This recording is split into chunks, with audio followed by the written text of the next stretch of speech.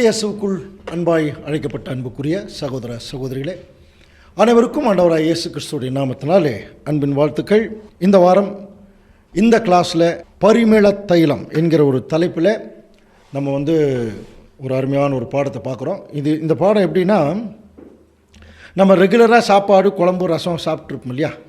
அப்படி சாப்பிட்ருக்கும்போது திடீர்னு ஒரு ஸ்பெஷலாக ஏதாவது ஒரு சாப்பாடு, ஒரு பிரியாணி அந்த மாதிரி சாப்பிட்ற மாதிரி ஒரு பாடம் இப்போ நம்ம பார்க்க போகிறது பரிமள தைலம்.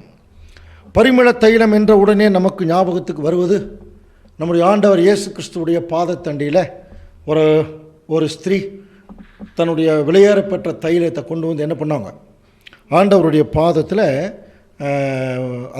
தைலத்தை கொட்டி தன்னுடைய தலை மயிரினாலே துடைத்து விட்டாங்க அப்படின்னு சொல்லியெல்லாம் நம்ம படிச்சிருக்கோம் இல்லையா? ஸோ அந்த ஒரு பகுதியை தான் இன்றைக்கி நம்ம பார்க்க போகிறோம். அன்புக்குரிய சகோதர சகோதரி கவனிக்கலாம். இப்போது இந்த பரிமள தைலம் அப்படிங்கிற ஒரு பாடத்தில் தேவன் ஒரு முக்கியமான ஒரு விஷயத்தை நமக்கு சொல்ல போகிறார். இதில் ஒருவேளை இதை குறித்து யாராவது பிரசங்கம் பண்ணாங்கன்னு வச்சுங்களேன், ஒரு முக்கியமான வார்த்தையை சொல்லுவாங்க. என்ன வார்த்தை சொல்லுவாங்க அப்படின்னா, பாருங்கள், இந்த மரியாள் தன்னை விட்டு எடுபடாத நல்ல பங்கை தெரிந்து கொண்டாள்னு ஒரு வசனம் இருக்கும். அது பின்னாடி படிக்கலாம்.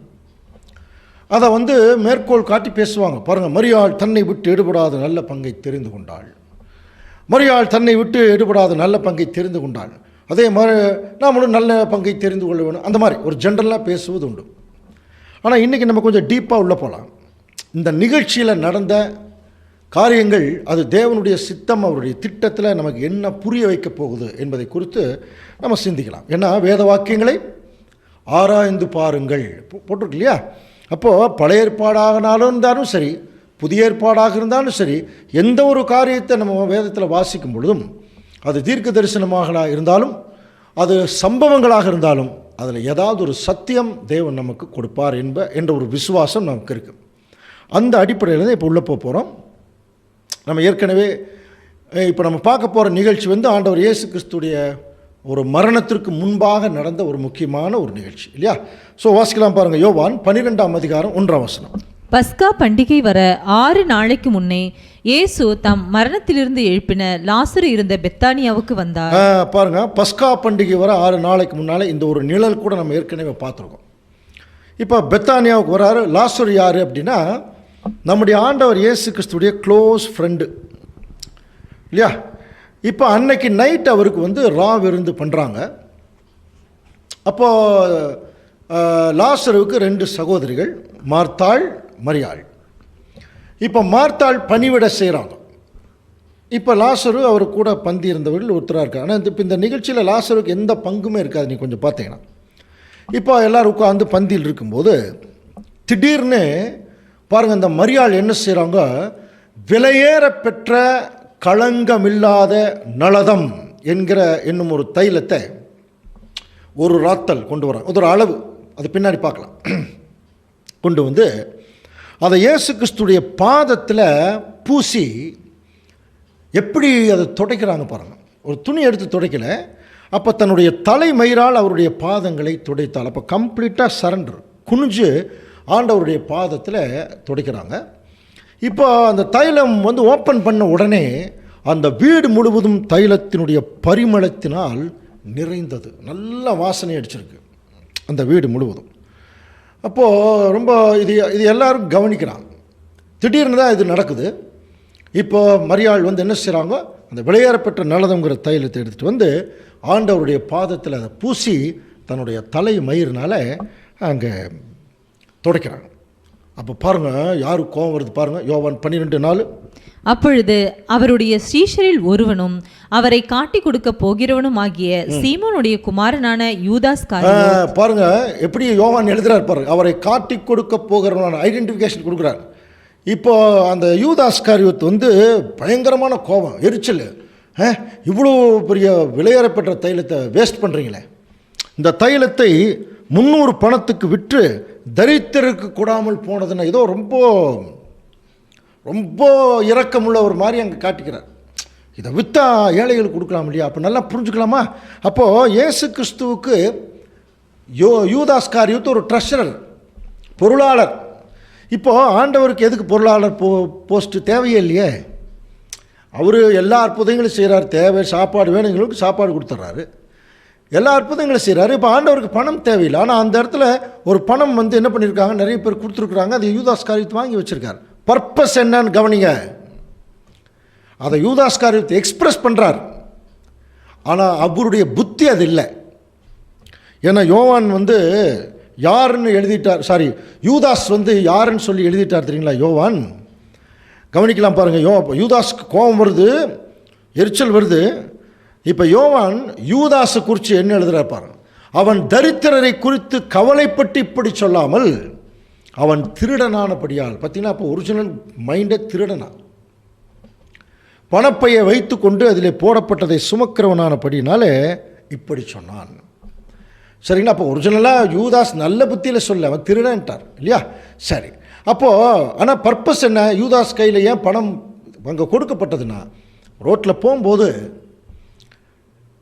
ஏழைகள் கஷ்டப்படுறவங்க யாராக இருந்தால் அவங்களுக்கு கொடுக்கறதுக்கு தாங்க அந்த பணம், தர்ம பணம் அதுக்கு பேரே. சரி, அது பின்னாடி இதை குறித்து நம்ம டீட்டெயிலாக வேற ஒரு சப்ஜெக்டில் நம்ம பார்க்கலாம். ஓகே, இப்படி அப்போது ஆண்டவர் என்ன சொல்கிறார், இதை கேட்டுட்டு இயேசு இவளை விட்டுருப்பா, என்னை அடக்கம் பண்ணும் நாளுக்காக இவள் வைத்திருந்தாள். பாருங்கள் என்ன சொல்கிறாருன்னா, தரித்திரர் எப்போதுமே உங்களோட இருக்கிறாங்க, ஆனால் நான் உங்ககிட்ட இருக்க மாட்டேன், அதனால் அவளை விட்டுரு அப்படின்றார். இதுதான் யோவானில் ரெக்கார்டான ஒரு விஷயம். சரிங்களா. ஓகே, இதே நிகழ்ச்சியை மார்க்கு ரெக்கார்ட் பண்ணுறார். அது எப்படின்னு பாருங்கள். மார்க்கு 14ஆம் அதிகாரம் 3ஆம் வசனம். அவர் பெத்தானியாவிலே குஷ்டரோகியா இருந்த சீமோன் வீட்டிலே போஜன பந்தி இருக்கையில் ஒரு ஸ்திரீ வெளியேற பெற்ற நலதம் என்னும் உத்தம தைலமுள்ள வெள்ளைக்கல் பரணியை கொண்டு வந்து அதை உடைத்து. பாருங்க, இது எக்ஸ்ட்ரா இன்ஃபர்மேஷன் இப்போ மார்க்கில் சொல்கிறார். பாருங்க, அவர் பெத்தானியாவிலே, இப்போ ஏற்கனவே யோவானும் பெத்தானியான்னு தான் எழுதினார். அப்போ இந்த இடத்துல எக்ஸ்ட்ரா குஷ்டரோகியாக இருந்த சீமோன் அப்படின்னு சொல்லப்பட்டிருக்கு இல்லையா. இப்போ இது ஏதோ லாசர் வீடு இல்லாத மாதிரி நமக்கு தோணும். ஆனால் நிறைய சரித்திர ஆராய்ச்சியாளர்கள் என்ன சொல்கிறாங்க, அந்த லாசருடைய அப்பா தான் அந்த சீமோனாக இருந்திருக்க வேணும், அவர் இறந்துருக்க வேணும். சரியா. அதனால் அந்த அந்த ஐடென்டிஃபிகேஷன் அங்கே யோவானில் சொல்ல, அங்கே லாசர் வீடுன்னு சொல்லிட்டார். இப்போ எங்கள் மார்க்கு வந்து அவர் எக்ஸ்ட்ரா ஒரு இன்ஃபர்மேஷன் கொடுக்கும்போது அதுவும் இல்லை, லாசருடைய வீடு தான். அப்போது மரியாள் சொல்கிறதுக்கு பதிலாக அவர் மார்க் என்ன எழுதுகிறார், ஒரு ஸ்திரீ விலையேறப்பட்ட நலம்ங்கிற உத்தம தைலம் உள்ள பாருங்கள், மேலே வந்து ஒயிட் கலர் கார்க் இருக்கா, வெள்ளைக்கல் பரணி, அதை உடைக்கணும். எப்படி சில மருந்து பொருள்லாம் பார்த்தீங்கன்னா உடைச்சா தானே வெளியே வருது, அந்த மாதிரி அதை உடைச்சி அந்த தைலத்தை அவர் சிரசின் மேல் ஊற்றினாள் இருக்கும். இப்போ யோவான் எங்கே ஊற்றினார்னு எழுதியிருக்காரு, பாதத்தில். இங்கே மார்க் என்ன எழுதுறாருன்னா தலையிலிருந்து ஊற்றினார். இப்போ நமக்கு என்ன கன்ஃபியூஸ் ஆகுன்னு, இப்போ ஆக்சுவலாக இந்த அம்மா தலையிலிருந்து ஊற்றுனாங்கன்னா காலில் ஊற்றுனாங்களாங்கிற ஒரு கேள்வி வரும். ஸோ இந்த கேள்விக்கு சின்ன மறுபடியும் விடையை பார்க்கலாம். பாருங்கள், இந்த மாதிரி ஒரு பாட்டில் பாருங்கள், இந்த ஒரு அப்போ மேலே பார்த்தீங்கன்னா அது கார்க் ஒன்று இருக்கு இல்லையா, அந்த இப்போ வர்றதெல்லாம் அந்த மாதிரி இல்லை. பழைய காலங்களெல்லாம் சில மருந்துகளெல்லாம் நல்ல ஒயிட் கலர் அந்த கார்க் போட்டிருப்பாங்க, அதை உடைச்சா தான் அந்த இது வந்து ஊற்ற முடியும், தைலம் வெளியே வரும். ஸோ அந்த மாதிரி ஒரு கார்க் போட்டிருக்காங்க. இப்போ அதை உடைச்சி ஆண்டவர் இயேசு கிறிஸ்துடைய தலையிலிருந்து ஊற்றுனதாக அங்கே மார்க் எழுதுகிறார். அப்போது பாருங்கள், அப்பொழுது சிலர் விசனம் அடைந்து இந்த தைலத்தை வீணாக செலவழிப்பானேன், இதை 300 பணத்துக்கு விற்று கிரயத்திற்கு விற்று தரித்திற்கு கொடுத்துக்கலான்னு சொல்லி முறுமுறுத்தாங்க. அப்போ ஆக்சுவலாக அதை சொன்னது யூதாஸ் காரியத்தை தான். ஆனால் இங்கே மார்க் எழுதும்போது ஒரு சிலர் அப்படி சொன்னாங்க அப்படின்னு சொல்லி எழுதுகிறார். ஆனால் அதுக்கு ஆண்டவர் சொன்ன பதிலை மார்க் எப்படி ரெக்கார்ட் பண்ணுறப்பார், இவளை விட்டு விடுங்கள், அவளை ஏன் தொந்தரவு பண்ணுகிறீர்கள், என்னிடத்தில் நற்கிரியைகளை செய்திருக்கிறாள். எக்ஸ்ட்ரா ஒரு இன்ஃபர்மேஷன், எங்கிட்ட நல்ல விஷயத்தை தான் இந்த அம்மா பண்ணியிருக்கு. தரித்திரர் வந்து எப்போதுமே உங்கள்கிட்ட இருக்கிறாங்க. பாருங்கள், எக்ஸ்ட்ரா பாருங்கள் இன்ஃபர்மேஷன், உங்களுக்கு மனதுண்டாகும் போதெல்லாம் நீங்கள் அவங்களுக்கு நன்மை செய்யலாம், ஆனால் நான் இங்கே இருக்க மாட்டேன் அப்படின்னா புரியுதா. அப்போ ஆண்டவர் இயேசு கிறிஸ்து தன்னுடைய மரணத்தை குறித்து உள்ளான ஒரு அர்த்தத்தை சொல்கிறார், நான் உங்களோட இருக்க மாட்டேன், ஆனால் தரித்திரர் எப்போதுமே இருப்பாங்க. இந்த அம்மா ஒரு நல்ல கிரியை செஞ்சுருக்கு. அதனால் எக்ஸ்ட்ரா இன்னொரு விஷயம் கூட சொல்கிறார் பாருங்கள், இவள் தன்னால் இயன்றதை செய்தால் நான் அடக்கம் பண்ணுவதற்கு எத்தனமாக என் சரீரத்திலே தைலம் பூச முந்திக் கொண்டாள். இங்கே என்ன சொல்கிறார், சரீரத்தில்ன்னு சொல்கிறார். பாருங்கள், இப்போ 3 விஷயம் வந்தாச்சு. யோவான் எழுதும்போது காலில் அப்படின்னு சொன்னார், இப்போ இவரை சொல்லும்போது என் தலையில் பூசினார். அப்புறம் சரீரத்தில் தைலம் பூச முந்தி கொண்டாள் அப்படின்னு சொல்கிறாங்க. இப்போ இதில் எது கரெக்டு? அன்புக்குரிய சகோதர சகோதரி, நமக்கு நல்லா தெரியும் வேதம் பரிசுத்த மனுஷர்களால் எழுதப்பட்டது, பரிசுத்தாவினால். அதனால் தப்பாக இருக்கிறதுக்கு வாய்ப்பில்லை. ஒரு சில நேரங்கள் நம்ம தவறாக சில நேரத்தில் புரிஞ்சுக்கலாம். இந்த இடத்துல நம்ம கவனிக்கும்போது எப்படி இதை புரிஞ்சுக்கணும்னா, இந்த அம்மா ஆக்சுவலாக தலையிலிருந்து தான் ஊற்றிருக்கு. புரியுதுங்க? தலையில் ஊற்றி சரீரத்து வழியாக வந்து அது காலுக்கு போகும்போது அந்த அம்மா தன்னுடைய தலையை தாழ்த்தி தன்னுடைய தலை முடியில் ஆண்டவர் இயேசு கிறிஸ்துடைய பாதத்தை தொடச்சி விட்டாங்க. எதுக்கு இதை பண்ணாங்க? அது ஒரு கேள்வி இருக்கு இல்லையா? எதுக்கு இதை பண்ணாங்க? சரி, எதுக்காக நம்ம வந்து கொஞ்சம் ஜென்ரலாக திங்க் பண்ணோம்னா, ஆண்டவர் ரொம்ப ரூராக நடந்து வர்றார். இப்போ இவர்களுக்கெல்லாம் ஒரு சிலர் அவர் மேல் அபிமானம் உள்ளவர்களுக்கு ரொம்ப பிடிக்கும் கிறிஸ்துவை. நமக்கே அப்படி தானே? நமக்கு யாராவது ரொம்ப அதிகமாக அவர்கள் மேலே அன்பு செலுத்தினா அவங்களுக்கு ஏதோ ஒரு நன்மை செய்யணும்னு நினைப்போம். அவங்களுடைய ஏதாவது ஒரு வகையில் அவங்கள கம்ஃபர்ட் பண்ணணும் இல்லையா? ஒரு வசதி இல்லாத போது அவங்களுக்கு ஒரு வசதி செஞ்சு கொடுக்கணும், மன கஷ்டப்படும் போது ஆறுதலாக இருக்கணும், பொருளாதார வசதி இல்லாத போது அதை கூட செய்யணும், இந்த மாதிரி இல்லையா? அப்போது நம்ம ஏதாவது நம்மளால் முடிஞ்சது இயன்றதை செய்வோம் இல்லையா? அதே தான் அங்கே சொல்லும்போது இவள் தன்னால் இயன்றதை செய்தாள். என்ன செய்திருக்காங்க? இப்போ ஆண்டவருக்கு எத்தனை ரூபாய் கொடுத்தாலும் அது வந்து ஒரு பிரயோஜனம் இல்லை. அப்போது இந்த அம்மா என்ன நினைத்திருக்க கூடும், ரொம்ப கஷ்டப்பட்டு நடந்து வராரு. எவ்வளோ பெரிய அற்புதங்களெல்லாம் ஆண்டவர் செய்ய முடியுது.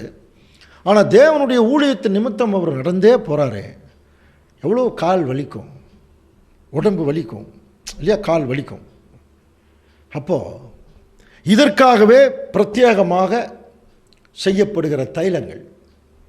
அப்போ அதை வந்து பூசி விட்டால் அந்த ரொம்ப நேரம் நடந்து வந்த பாதங்கள் கொஞ்சம் எப்படி இருக்கும்? கொஞ்சம் கம்ஃபர்டபுளாக இருக்கும். ஸோ அந்த நேரத்தில் கிடைக்கக்கூடிய ஒரு சின்ன ஒரு கம்ஃபர்டபிலிட்டி சொல்லலாம், அதை வந்து கொடுக்கறக்கு அந்த அம்மா வந்து பிரியப்பட்டாங்க. யோசனை பண்ணிப்பா, அதை கொடுக்கறக்கு அவங்க கொடுத்த விலை என்ன தெரியுமா? விலையேறப்பெற்ற நலதம்ங்கிற தைலம். அது இப்போ என்ன விலைன்னு இப்போ பார்க்க போகிறோம். அவங்க கொடுத்த கொஞ்ச நேரத்துக்காக. அப்போது ஆண்டவர் இயேசு கிறிஸ்துடைய கொஞ்ச நேரம் அவருடைய காலில் இருக்கக்கூடிய அந்த ஒரு சின்ன அந்த அசதிக்காக அதை சரி செய்வதற்கு அந்த அம்மா என்ன செய்யுதுன்னா, தன்னுடைய விலையேறப்பட்ட நலதங்கிற தைலத்தை ஊற்றி தன்னுடைய தலை மயிரால் தொடச்சி விடுது. அப்படின்னா எந்த அளவுக்கு ஆண்டவர் மேலே அந்த அம்மாவுக்கு ஒரு அபிமானம், ஒரு அன்பு இருந்திருக்கு வேணும்.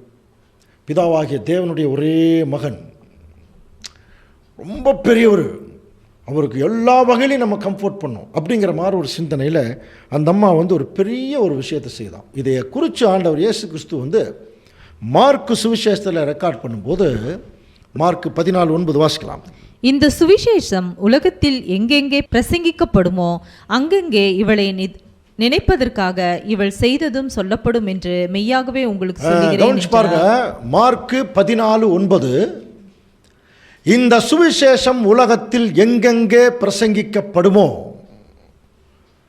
அப்படின்னா இது என்னவாது? இந்த அம்மா செய்த செயல், இதுக்கு பேர் என்ன? சுவிசேஷம். இந்த அம்மா ஒரு சுவிசேஷ வேலையை தான் அங்கே பண்ணியிருக்கு. இந்த சுவிசேஷம் உலகத்தில் எங்கெங்கே பிரசங்கிக்கப்படுமோ அங்கங்கே இவளை நினைப்பதற்காகவே இவள் செய்ததும் சொல்லப்படும் என்று மெய்யாகவே உங்களுக்கு சொல்லுகிறேன். கவனிங்க அன்புக்குரிய சகோதர சகோதரி. அப்போது இந்த அம்மா வந்து ஏதோ ஒரு சுவிசேஷம் பண்ணியிருக்குதான். ஆனால் நம்ம சுவிசேஷம்னு என்ன சொல்லுவோம்? சுவிசேஷ கூட்டங்கள் அப்படின்னா காஸ்பல், நற்செய்தி. அப்போ நற்செய்தி போய் மற்றவங்களுக்கு சொல்கிறதான சுவிசேஷம். அப்போ இந்த அம்மா என்ன நற்செய்தி சொல்லியிருக்கு? விசேஷமாக இப்போ நாம் தேவனுடைய காரியத்துக்குள்ள போயிருக்கோம் இல்லையா, நமக்கு இந்த அம்மா ஏதோ அந்த அம்மாவுடைய செயலில் நமக்கு ஒரு நல்ல செய்தியை சொல்லுதான். என்ன சொல்லுவோம்? இயேசு கிறிஸ்துவுக்கு ரொம்ப தூரம் அலைஞ்சிட்டு வந்தவருக்கு அந்த அம்மா புரிதுங்களா, ஒரு அருமையான ஒரு சின்ன ஒரு கம்ஃபர்டபிலிட்டி கொடுத்தது, ஒரு வசதி. அது ஒரு நல்ல செய்தியா. இது என்னங்கிறது இப்போ நம்ம கொஞ்சம் நேரத்தில் பார்க்கலாம். சரி, இந்த அம்மா யார்? லாசருடைய சகோதரி. லாசருவுக்கு 2 சகோதரிகள், ஒன்று மார்த்தாள், இன்னொன்று மரியாள். ஸோ இவங்க 2 பேர்த்து குறித்து நம்ம லூக்கா எழுதுகிறார் 10ஆம் அதிகாரம் 38ஆம் வசனத்தில். பின்பு அவர்கள் பிரயாணமாய் போகையில் அவர் ஒரு கிராமத்தில் பிரவேசித்தார். அங்கே மார்த்தாள் என்னும் பேர் கொண்ட ஒரு ஸ்திரீ அவரை வீட்டிலே ஏற்றுக்கொண்டாள். அடுத்தது, அவளுக்கு மரியாள் எனப்பட்ட ஒரு சகோதரியும் இருந்தால். அவள் இயேசுவின் பாதத்தருகே உட்கார்ந்து அவருடைய வசனத்தை கேட்டுட்டு இருந்தாங்க. இந்த 2 பேரையும் கொஞ்சம் கவனிங்க. மார்த்தாள் உலகப் பிரகாரமான வேலையில் இருக்கிறாங்க. மரியாள் இயேசு கிறிஸ்துடைய பாதத்தண்டையில் பாரு. இங்கேயும் சத்தியம் கேட்கறதுக்கும் இந்த அம்மா பாதத்தண்டையில் தான் உட்காருது. இயேசு கிறிஸ்துவுக்கு அந்த ஒரு பரிமள தைலத்தை பூசுறதுக்கும் பாதத்தண்டையில் தான் அது வருது. இப்போ என்ன நடக்குது பாருங்க. லூக்கா 10ஆம் அதிகாரம் 40ஆம் வசனம் வாசிக்கலாம். மார்த்தாளோ பற்பல வேலைகளை செய்வதில் மிகவும் வருத்தமடைந்து, பார்த்தீங்களா, பற்பல வேலைகளை செய்வதில் மிகவும் வருத்தமடைந்து அவரிடத்தில் ஆண்டவரே, நான் தனியே வேலை செய்யும்படி என் சகோதரி என்னை விட்டு வந்திருக்கிறதை குறித்து உமக்கு கவலை இல்லையா? என்ன சொல்றாரு? பாரு, இப்போ நான் நல்லா வேலை செஞ்சுட்டு இருக்கேன், இந்த அம்மா விட்டுட்டு இங்கே உட்காந்துட்டு இருக்குது பாரு. உமக்கு கவலை இல்லையா? எனக்கு உதவி செய்யும்படி அவளுக்கு சொல்லும். இப்போ ஒரு வேளை நம்மளே ஒரு வீட்டுக்கு போகிறோம், ஒரு சகோதரி உட்காந்து சப்ஜெக்ட் கேட்குறாங்க. அவங்க சகோதரி போய் வீட்டு வேலையெல்லாம் ரொம்ப கஷ்டப்பட்டு அதை இதையும் செஞ்சுட்ருக்குறான். இப்போ இந்த அம்மா சொல்கிறாங்க, ஆண்டவரே, நம்மக்கிட்ட சொல்கிற மாதிரி வச்சுக்கல, பிரதர் பாருங்கள், பாருங்கள் தங்கச்சி எப்போ பார்த்தாலும் இங்கேயே உட்காந்துட்டு சும்மா கேட்டுருக்கு, நான் எவ்வளோ கஷ்டப்பட்டு வேலை செய்கிறேன், கொஞ்சம் சொல்லப்படாதா அப்படின்னு கேட்கும்போது நம்ம என்ன சொல்லுவோம் தெரியுமா? கரெக்டு அம்மா, நீ இப்போ என்ன பண்ணு, போய் உங்கள் அக்கா கூட மறுபடியும் எல்லாம் வேலை செஞ்சுட்டு அப்புறம் வா சொல்லுவோம் தானே. இன்னொன்று அப்படி சொல்லாமட்டா அந்த அம்மா நம்மளை தப்பாக நினச்சோம் இல்லையா? அதனால் நம்ம என்ன பண்ணுவோம், ஜனங்களுக்கு தகுந்த மாதிரி இப்படி பேசுவோம். இப்போ அந்த அம்மா சொல்லுது, மார்த்தாள், நான் ரொம்ப கஷ்டப்படுறேன், எனக்கு கொஞ்சம் ஹெல்ப் பண்ண சொல்லுங்கள். நாமளாக இருந்தால் உடனே போய் செய்யின்னு சொல்லுவோம். ஆனால் ஆண்டவர் ஆவிக்குரிய சிந்தனையிலே அவர் இருக்கிறார் எப்போதுமே. அதனால் அவர் சொன்ன பதிலை கொஞ்சம் பாருங்கள். லூக்கா 10ஆம் அதிகாரம் 41ஆம் வசனம். இயேசு அவளுக்கு பிரதியுத்தரமாக, மார்த்தாளே, நீ அநேக காரியங்களை குறித்து கவலைப்பட்டு கலங்குகிறாய். என்ன சொல்றாய் பாருங்க. மார்த்தாளே, நீ அநேக காரியங்களை குறித்து கவலைப்பட்டு கலங்குகிறாய், தேவையானது ஒன்றே. மரியாள் தன்னை விட்டு எடுபடாத நல்ல பங்கை தெரிந்து கொண்டாள். இதைத்தாங்க சொல்கிறார். இதுதான் நிறைய பேர் ஹைலைட்டாக பேசுகிற வசனம். மரியாள் தன்னை விட்டு எடுபடாத நல்ல பங்கை தெரிந்து கொண்டாள். அதே மாதிரி நம்ம ஒரு நல்ல பங்கை தெரிந்து கொள்ள வேணும் இப்படி சொல்லி போயிடுவாங்க. என்ன அந்த அம்மா தன்னை விட்டு எடுபடாத நல்ல பங்குங்கிறது என்ன தெரியுங்களா? இன்னைக்கு அந்த அம்மாவை குறித்து பேசுகிறேன் பாருங்க, அதுதான். அன்னைக்கு மரியம்மாய் அந்த அம்மா என்ன பண்ணியிருக்காங்க, தன் கிட்ட இருக்கிற விலையேற பெற்ற அந்த தைலத்தை விற்று பெரிய பணக்காரியாக இருக்கலாம். ஆனால் அது இயேசு கிறிஸ்துவுக்கு கொடுக்கணும்னு நினச்சாங்க பாருங்க. அதுதான் அந்த அம்மா தேவன் மேலே வைத்திருந்த பயபக்தியை காட்டுது, தேவகுமாரன் மேலே வைத்திருந்த ஒரு அன்பை காட்டுது. ஸோ அதனால் அதுக்கு அந்த அம்மா விலை கொடுக்கல. அதனால் தன்கிட்ட இருக்கிற விலையேற பெற்ற பொருளை கொண்டு என்ன செய்கிறாங்க, ஆண்டவர் இயேசு கிறிஸ்துடைய பாதத்தண்டையில் போடுறான். நல்லா புரிஞ்சுக்கலாம். அதனால தான் சில ஐடென்டிஃபிகேஷன் சொல்லும்போது பாருங்கள், கர்த்தருக்கு பரிமள தைலம் பூசி தன் தலை மயிரால் அவருடைய பாதங்களை துடைத்த அந்த மரியாளே. இது எங்கே சொல்கிறாருன்னா, லாசரு உடம்பு சரியில்லாமல் மரண வியாதியில் இருக்கிறார். அப்போ அவருக்கு தகவல் வரும்போது சொன்ன ஒரு வார்த்தை. ஸோ இந்த மரியம்மா தான் மரியம்மானா இயேசு கிறிஸ்துடைய அம்மா தாயார் மரியம்மான்னு நினச்சிக்காதீங்க இல்லையா? லாசருடைய சகோதரி மரியாள். இந்த அம்மா தான் அந்த ஒரு வெள்ளைக்கல் பரணி எடுத்துகிட்டு அதை உடைச்சி என்ன பண்ணாங்கன்னா ஆண்டவர் இயேசு கிறிஸ்துடைய பாதத்தண்டையில் ஊற்றி. இப்போ யோசனை பண்ணி பாருங்கள், நம்மளே நல்லா எங்காவது ரொம்ப தூரம் நடந்துட்டு வரும்போது நம்ம காலில் யாராவது ஒருத்தர் எண்ணெய் போட்டு நல்லா தொடச்சி விட்டாங்கன்னா கொஞ்சம் நல்லா தான் இருக்கும் இல்லையா? கொஞ்சம் காலுக்கும் ரொம்ப ஒரு இதமாக இருக்கும் அப்படி சொல்லலாம். ஸோ அது எது அப்படின்னா, நம்ம அது ஒரு வேளை யாரோ ஒருத்தர் அப்படி நம்ம செய்கிறாங்க அப்படின்னா அவர்களுக்கு நம்ம மேலே இருக்கக்கூடிய அன்பு தான் அதனுடைய அர்த்தம். நல்லா புரிஞ்சுக்கலாம். ஒரு அன்பு, ஒரு சகோதரன் இப்படி செய்கிறாருன்னு வச்சுக்க, ஒரு அன்பு.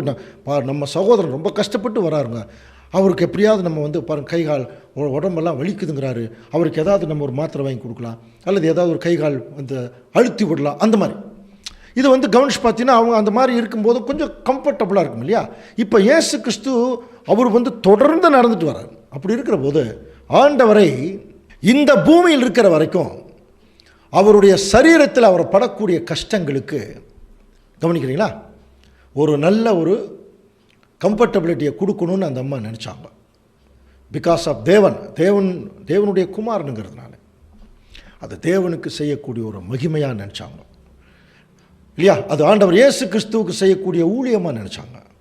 அதனால் அந்த அம்மா செய்த ஒரு காரியம் இன்னைக்கு வரைக்கும் ஒரு தியாகமாக இன்றைக்கி மதிப்பிடப்படுது. அதனால தான் இன்றைக்கி வந்து அதை குறித்து நம்ம பேசுகிறோம். அதை இப்போ வந்து மார்க் எழுதும்போது எப்படி எழுதுகிறார், இந்த சுவிசேஷம்னு எழுதினார். ஒரு நல்ல செய்தியை அந்த அம்மா சொல்லியிருக்கான். இந்த பூமியில் நம்ம என்ன தெரியணும் அப்படின்னு நல்லா புரிஞ்சுக்கலாமா. விசேஷமாக ஒட்டுமொத்த உலக ஜனங்கள் மத்தியில் இப்போ தேவனுக்கென்று அவருடைய குமாரனுக்கென்று திருச்சபையாக அழைக்கப்படுறாங்க பார்த்தீங்களா. அந்த பிள்ளைகளுக்கு தேவன் இப்போ கூட ஒரு பங்கு வச்சிருக்காராம். அந்த பங்கு நம்மளை விட்டு என்ன பண்ணிடக்கூடாது, யாரும் எடுத்துக்கூடாது. அந்த பங்கை நம்ம வந்து வச்சுக்கணும். அது என்ன பங்குங்கிறது இப்போ பார்க்க போகிறோம். அதுக்கு முன்னால் விலையேற பெற்ற தைலம்னு சொல்கிறோமே, அது என்னதான் விலை அது தெரியணும் இல்லையா. அது தெரியணும்னா இந்த தைலம் எந்த பொருளில் தயாரிக்கப்படுத்துறீங்களா, இந்த நளதம் அப்படிங்கிற தைலம் ரோஜா பூக்கள்னால் தயாரிக்கப்படுகிறது. சரியா. ஸோ ரோஜா பூக்கள் தயாரிக்கப்படுது அவ்வளோ பெரிய காஸ்ட்லியான. ஆமாங்க, இந்த பூமியில் எல்லா இடங்களையும் ரோஜாப்பூ விளையுது. இப்போ நம்மளே ஆப்பிள் பழம் வருது, ஊட்டி ஆப்பிள் அப்படின்னா அதுக்கு ஒரு மதிப்பு இருக்குது, காஷ்மீர் ஆப்பிள்னா அதுக்கு ஒரு மதிப்பு இருக்குது இல்லையா. கோழியிலே அப்படித்தானே, நாட்டுக்கோழி அப்படின்னா அதுக்கு ஒரு மதிப்பு இருக்குல்ல. காட்டுக்கோழி இல்லை, பிராய்லர் கோழி அதுக்கு மதிப்பே கிடையாது. நாட்டுக்கோழின்னா அதுக்கு ஒரு மதிப்பு, 2 கோழி தான். அந்த மாதிரி இந்த பூமியில் ரோஜா பூக்கள் நிறைய இருக்குது. அதில் எந்த பூக்களுக்கு இன்னைக்கு வரைக்கும், அது ரொம்ப முக்கியமான விஷயம், இன்னைக்கு வரைக்கும் எந்த நாட்டில் விளையக்கூடிய பொருளுக்கு ரோஜா பூக்களுக்கு அதிகமான ஒரு விலை தெரியுங்களா, மவுஸ்ன்னு சொல்கிறாங்க பாருங்கள். எங்கே தெரியுமா, இன்னைக்கும் இஸ்ரேல் நாட்டில் இருக்கக்கூடிய சாரோன் என்று அழைக்கக்கூடிய இடத்துல விளையக்கூடிய ரோஜா பூக்களுக்கு தாங்க இன்னைக்கு வரைக்கும் பயங்கரமான மதிப்பு. சரியா. இதை குறித்து வேதமே சொல்லுது. இந்த சாரோன்கிற இடம் ஒரு பெரிய ஆட்டு தொழுவமாக முதல் இருந்திருக்கு பாருங்க. ஏசாயா 65ஆம் அதிகாரம் 10ஆம் வசனம். என்னை தேடுகிற என் ஜனத்துக்கு சாரோன் ஆட்டு தொழுவமாகவும் அகோரின் பள்ளத்தாக்கு மாட்டு கிடையாகவும் பாருங்க. இப்போ சாரோன்கிறது ஒரு பெரிய ஒரு ஆட்டு தொழுவமாக இருந்திருக்கு. இதில் பார்த்தீங்களா, அந்த மேப்பில் நீங்கள் பார்த்தீங்கன்னா இந்த மத்திய தரைக்கடல் ஓரமாக இருக்குது பாருங்கள் சாரோன் அப்படிங்கிற இடம். இங்கே விளையக்கூடிய ரோஜா பூக்கள் தான் உலகத்திலேயே ரொம்ப ரொம்ப காஸ்ட்லி. புரியுதுங்களா. இது சாலமோன் காலத்திலேயே ஏற்றுமதி ஆகிருக்கு. அதனால தான் அவன் சாலமோன் காலத்திலேயே அங்கே பாட்டு எப்படி எழுதியிருக்காங்க பாருங்கள். இப்போ கூட உங்களுக்கு அந்த பாட்டு ஞாபகம் வரும். நான் சாரோனின் ரோஜாவும் பள்ளத்தாக்கின் லீலி புஷ்பமாக இருக்கிறேன். கேட்டிருக்கீங்களா, சாரோனின் ரோஜாவே அப்படின்னு ஒரு பாட்டு கேள்விப்பட்டிருக்கீங்க. நிறைய பேர் என்ன நினைக்கிறாங்க, இந்த சாரோனின் ரோஜாவேங்கிறது இயேசு கிறிஸ்துவை குறிக்கும்னு நினைக்கிறாங்க. அந்த பாட்டு அந்த மாதிரி ஒரு டிசைனில். ஆனால் இந்த இடத்துல கவனிப்பாருங்க, நான் சாரோனின் ரோஜாவும் பள்ளத்தாக்கின் லில்லி புஷ்பமாக இருக்கிறேன். இது சொல்கிறது யாருன்னா, அங்கே இது சாலமோனின் உன்னத பாட்டு தானே. சாலமோன் சொல்லலை, சாலமோன் நேசிக்கக்கூடிய ஒரு மனைவி சொல்லுதான், நான் சாரோனின் ரோஜாவும் பள்ளத்தாக்கின் லீலி புஷ்பமாக இருக்கேன். அதுக்கு அவர் பதில் கொடுக்குறார், முள்ளுகளுக்குள்ளே லில்லி புஷ்பம் எப்படி இருக்கிறதோ அப்படியே என் குமார்த்திகளுக்குள்ளே என் பிரியமானவளும் இருக்கிறாள். இது அவர் கொடுக்குற பதில். புரியுதுங்களா. நம்ம மக்கள் எப்போதுமே தப்பாகவே சிந்தனை பண்ணுறோம். என்ன நினச்சிட்டாங்க, சாரோனின் ரோஜாங்கிறது ஆண்டவர் இயேசு கிறிஸ்துவுக்கு சொல்லப்பட்ட வார்த்தைன்னு நினச்சிக்கிட்டாங்க. அப்படியல்ல. இது உன்னத பாட்டுங்கிறதே அந்த பேர்லேயே பாருங்கள், உன்னத பாட்டு. இதை மட்டும் தனியாக சப்ஜெக்டாக பார்த்தோம்னா ரொம்ப இன்ட்ரெஸ்டிங்காக இருக்கும். ஏன் தெரியுங்களா, இது மணவாளனாகிய இயேசு கிறிஸ்துவும் மணவாட்டியாகிய சபையும் ஒருவருக்கொருவர் புகழ்ந்து பாடுற பாட்டுங்க. அதாங்க உன்னத பாட்டு. அந்த ஆவிக்குரிய பொருளில் நீங்கள் உள்ளே போய் பார்த்தீங்கன்னா ஆவிக்குரிய பொருள் விளங்கும். மாம்சத்தில் போய் பார்த்தீங்கன்னா மாம்சமும் விளங்கும். நம்ம மாம்சத்துக்காக இங்கே வரல, ஆவிக்குரிய பொருளை சிந்திக்கிறதுக்காக தான் வந்திருக்கோம். நீங்கள் முதல்ல அதிகாரத்திலேருந்தே கவனித்து பார்த்தீங்கன்னா ஆண்டவர் இயேசு கிறிஸ்து ஒரு மணவாளன், அவரை பின்பற்றக்கூடிய அவருடைய பிள்ளைகள் ஒரு மணவாட்டி. மிகவும் அன்போடு பாடக்கூடிய பாட்டு. இன்னும் சொல்லப்போனால் சாலமோன் தான் அதிகமாக நேசித்த சூலமித்தியாள் அந்த அம்மாவை குறித்து பாடின பாட்டான். அப்போ ஆண்டவர் இயேசு கிறிஸ்து அதிகமாக யாரை நேசிக்கிறாருன்னா அவருடைய சபையை. புரியுதுங்களா? இதில் கூட ஒரு தனி சப்ஜெக்டை பார்க்கலாம். நான் சாரோனின் ரோஜாவும் பள்ளத்தாக்கின் லில்லி புஷ்பமாக இருக்கிறேன். இது சபை சொல்லுதான். சாரோனின் ரோஜாங்கிறது சிகப்பாக இருக்கும், பள்ளத்தாக்கின் லில்லி புஷ்பங்கிறது வெள்ளையாக இருக்கும். இப்போ மணவாட்டி சொல்லுதான் கிறிஸ்துவை பார்த்து, நான் ரோஜா மாதிரி சிகப்பாக இருக்கிற மாதிரி பாவத்திலே இருக்கேன், அதே சமயத்தில் கொஞ்சம் பரிசுத்தத்தில் இருக்கேன்னு சொல்லுதான். இதுதான் பாட்டு. இது ஆக்சுவலாக பாட்டு. இது எப்படி ஒரு பெரிய செய்யுள் விளக்கம் சொல்கிற முடியும், அதே தான்.